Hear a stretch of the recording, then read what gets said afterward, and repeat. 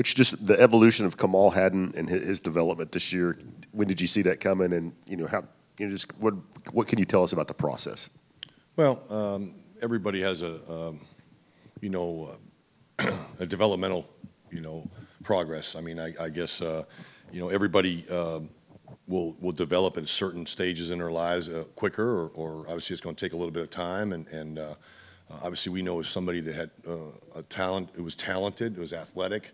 We knew that he had the skills. It's just working, preparing. This is his third year. He actually, because of the injuries, this was his first time he ever went through spring ball and developing, and obviously he took it through the summer and the fall camp, and obviously now he's putting it to work in the games on a more consistent basis. Just watching the film this week, how have you seen Jalen Milroe improve over the course of the season? He's always, obviously we thought he was a hell of a football player last year. When we were preparing for the game, obviously we thought he was going to be the starter. He was playing well. He's matured, obviously, a year later. He's got a great arm, strong arm that can make every throw. He's obviously a dual threat, in the quarterback run game, or if he's pocket collapse, he'll scramble, and he'll scramble to run, but at times too he'll scramble also to throw the ball down the field. He does. He's really just feels a lot more comfortable, a lot more confidence. You can see it in some of the throws he makes, and obviously he's making some really great decisions too when not to throw it. That's what we're seeing more of. Coach, it looks like Milroe's numbers are really good under pressure. A lot of deep balls he's completed right before he gets hit. Is it, number one, is that what you see from him? And number two, how does that affect your secondary that he will hang in the pocket? Well, again, for the back end, whenever you're playing coverage, just to put your eyes where they belong and stay in coverage. Someone that's a dual threat like him, is not to worry about when he starts to scramble, and just make sure you stay with your, stay in coverage, and that's the most important thing we can do with a guy like Milroe, because he will make you pay where he's going to scramble out there. And yeah, he's gone a lot of the times, but also at times too he'll throw the ball down the field, and he's been very successful at doing that. Guys are leaving their man or getting out of coverage, and that's where he's really done a lot of damage. So again, we're going to have to be really good, the entire defense, right? I mean, if the pocket collapses, man, we got to do a good job of being disciplined, staying in our rush lanes, and being in position to flush him east and west as opposed to letting him get down north and south, and obviously staying in coverage. Back here. On Saturday, I believe it was Tyler Barron and Gabe Judy Loudy that were very stern on just the work ethic that Kamal has had, and that it hasn't wavered, and he's just been grinding head to head down, keeps grinding. What have you seen in terms of that with him throughout the last few years? You talking about Kamal? Yeah, Kamal. Yeah, I mean, again, he's really.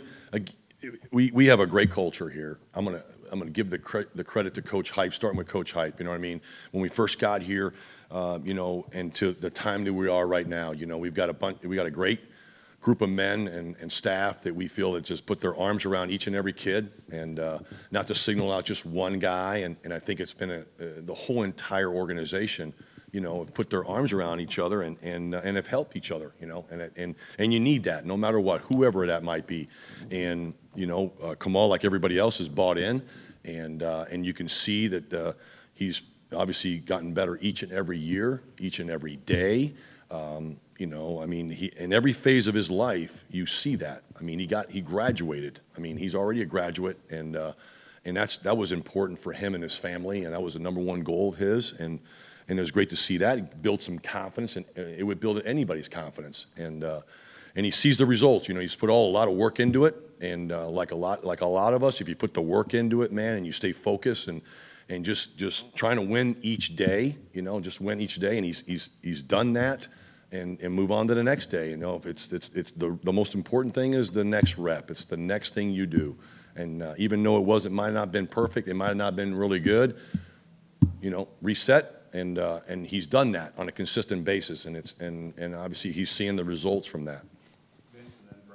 Coach Danico started early in the year, then missed some time, and now has played a little bit in the last couple of games. Is he still getting ramped up to be 100% available, or have those guys just played so well that? No, we went into trying to play four. We wanted to play at least 4 to 5 guys at the corner position, at least 4, and we're still in that mindset. But again, as the games go, it just the hot man stays in, so to speak. But we're going to continue to play as many guys we can.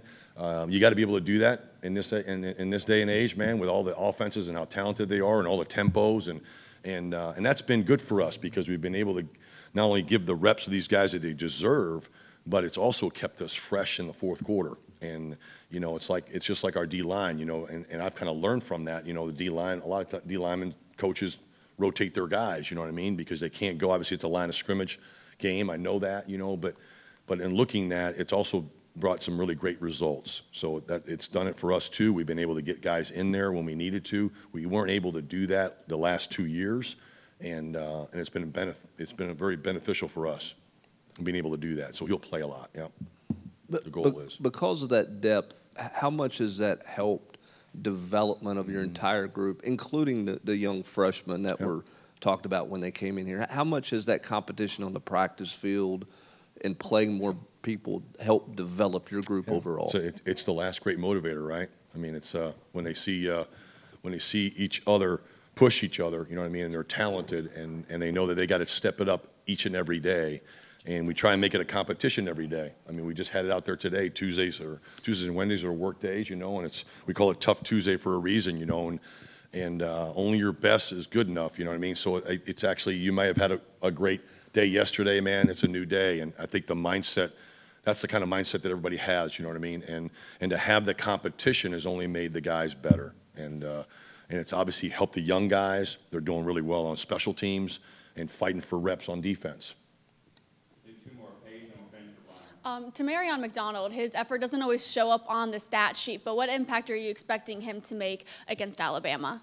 The same impact he's making each and every day. I mean, T-Mac is our guy. I mean, the back end. He's got to set the defense. He's got to make the checks.